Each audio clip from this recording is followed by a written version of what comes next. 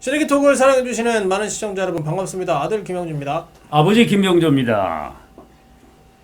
네, 올림픽 영웅들의 성실을 알아보고 있는 올림픽 시즌. 오늘은 지난주에 예고해드렸던 대로 우리나라 수영계의 첫 금메달 마린보이 박태환 선수의 밀양박 씨에 대해서 알아보는 시간을 가져보겠습니다.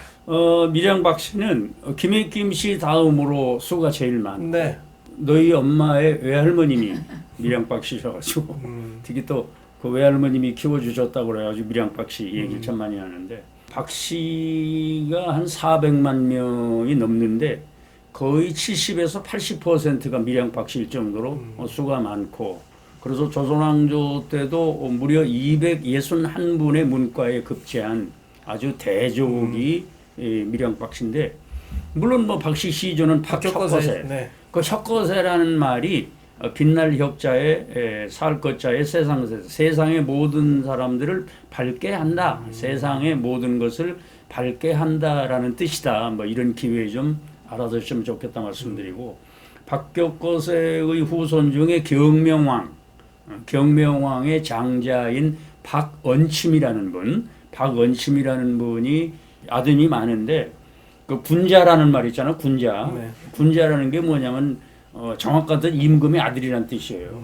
그러니까 옛날에 주나라가 이렇게 커서 그 나라를 직접 다스릴 수가 없기 때문에 띄어서 이렇게 왕자를 한 명씩 보내.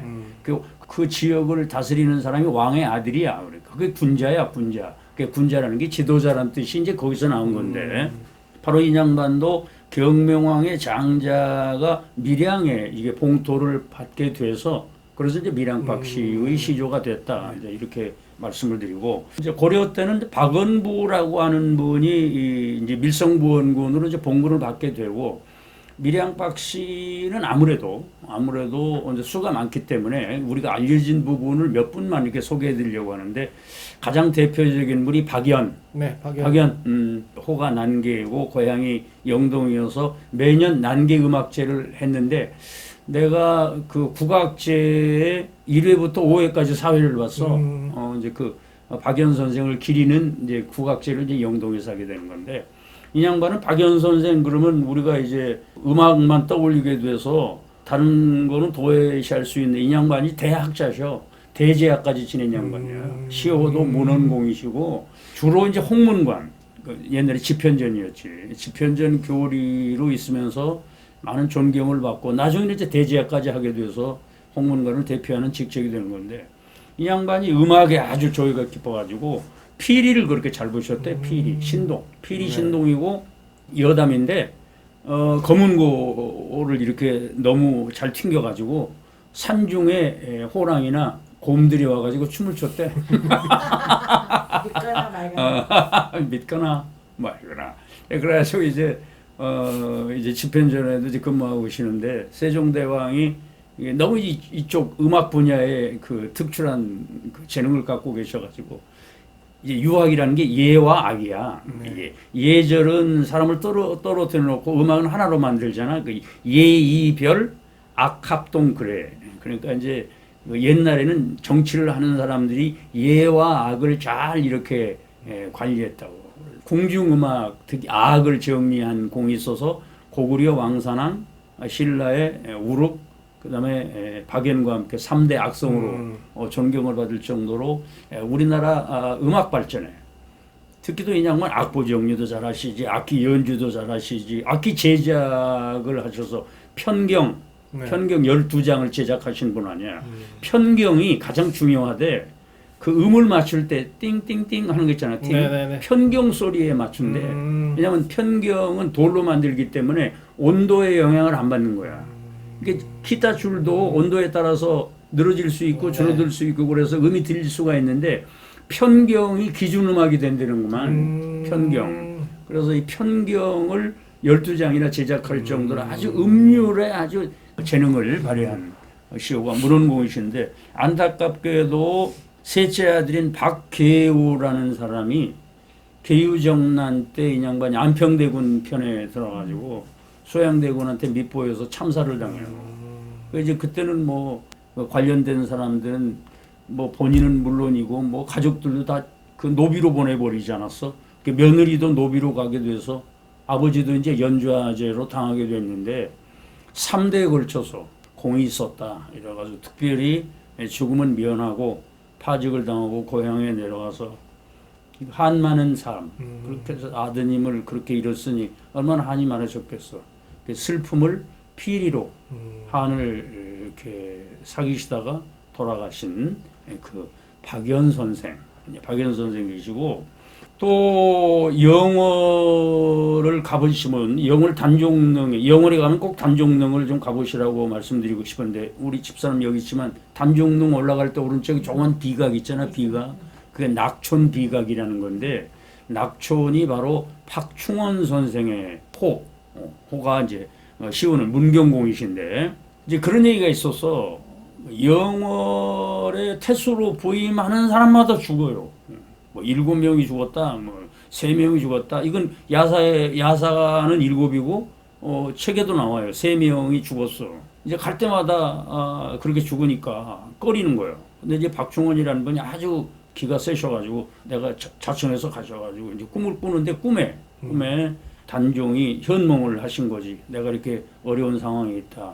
보니까 산소도 어몽도라는 분이 수습을 하고 그냥 방치해 버렸던 거야. 그때는 뭐 단종하고 관련이 되면 연좌제에 걸려서 죄를 벌을 받을 때니까 그 현몽을 해가지고 꿈에 현몽을 해서 그 산소도 찾아서 다시 봉토를 마련을 하고 또 제문을 지어서 위로하고 이제 그 뒤로는 이제 그런 일이 없어졌다라고 할 정도로 기가 세시고 하신 분인데 이 양반은 대학자여서 이퇴계 선생 다음으로 대제학도 하시고 또 호당에도 오르시고 청백리도 되시고 아주 영예로운 자리는 다 역임을 하신 분이 바로 박충원 선생이다. 또 박충원 선생의 증손자 중에 박승종이라는 분이 계시는데 밀양박씨들이 수가 많음에도 불구하고 조선왕조 때 딱 정승을 한 명 배출을 하시는데 이 양반이 이제 박승종이라는 분인데 손녀가 광해군의 세자빈 광해군도 왕이었어요. 광해군이 오랫동안 왕을 했다고 우리가 지금 광해군 그러면 왕도 안 하고 그냥 광해군 된 줄 알았는데 광해군이 오래 왕을 하셨다고. 또 광해군에게도 세자가 있었어요. 그 세자빈이 바로 이 박승종의 이 솔려야. 그래 이제 솔려가 됐음에도 불구하고 그러면 광해군 편을 들어야 되는 거 아니야? 그런데도 인목대비를 폐위할 때 극력으로 반대를 했던 분이시고 하지만 이제 세자빈의 할아버지니까 무사히 넘어갈 수가 있었는데 나중에 인조반정으로 광해군이 폐위가 되고 난 다음에 이 양반이 자결했어. 손녀로 해서 내가 권세를 누렸다 하는 그 자책 때문에 얼마나 멋있어. 난 부끄러운 사람이었다. 자책을 하고 자결을 하셨던 아주 강직한 박승종이라는 분이 계시고 또 한말에 소위 시문 4대가로 알려져 있는 박제가 유두공, 이석우, 이덕무, 박제가 이 네 사람이 시문 4대가인데 정조의 개혁 정치의 정신적인 지주였고 이 양반은 아주 생각이 앞서서서 서양의 선교사를 초빙을 해가지고 과학기술을 발전해야 됩니다라고 강조했던 아주 앞선 생각을 갖고 있었던 실학의 대가인 박제가라는 분이 계시고 아주 특이한 기록이 한 분이 있는데 밀양박씨 중에 17살에 문과에 급제하는 것도 영광인데 17살에 문과에 장원 급제한 분이 계셔. 역사상 아주 최고야. 최고 기록이야. 이건 아주 기네스북에도 조선왕조 기네스북이라는 책에 나오는 구절인데 박호 대중 밑에 호랑이 호자를 쓰는 박호라는 분은 17살에 얼마나 천재였던지 문과에 장원급제를 했는데 안타깝게도 임진왜란 전투에 참여해가지고 25세 세상을 떴어요. 그 세상을 뜨면서 나는 이른 나이에 영예를 이루었고 나라를 위해서 죽으니 여한이 없다라는 시를 남긴 분이 박호라는 분인데 참 그분이 생존해 계셨다면 참 역사에 남을 만한 인물인데 안타깝게도 임진왜란으로 어린 또 젊은 나이에 또 이른 나이에 장원급제하시고 또 젊은 나이에 세상을 뜨신 박호라는 분이 이름을 남긴 분 중에 한 분이시다. 네. 이렇게 해서. 뭐 밀양박 씨 박씨들은 뭐 네, 인물이 뭐 워낙에 많아서 토지, 네, 토지를 쓰시는 박경리 선생, 박경리 선생, 네, 박경리 선생 계시고 음.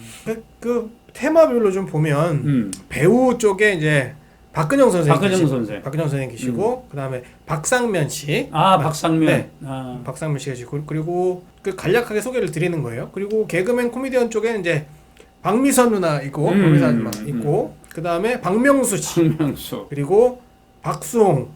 그 박씨들이 많네. 그리고 이제 운동선수 중에는 이제 국가대표 4번 타자죠. 박병호. 네.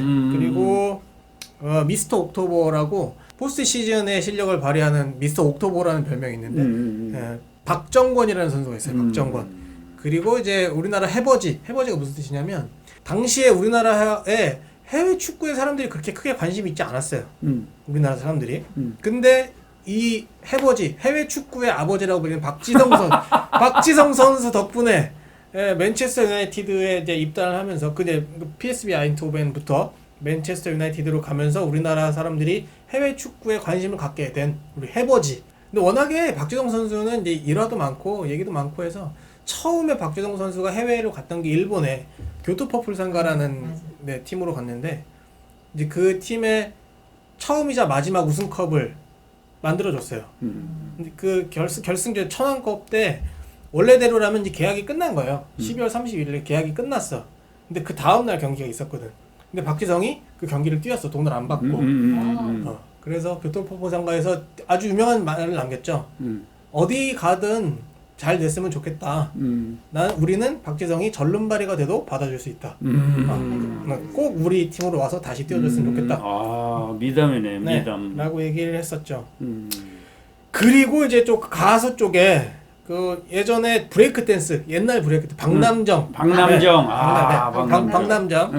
씨. 그리고 아버지 좋아하시는 박완규. 와우. 박완규. 그리고 싸이.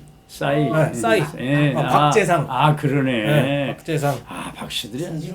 자, 그러면은 오늘의 명심보감 밀양박씨 편 어떤 구절이?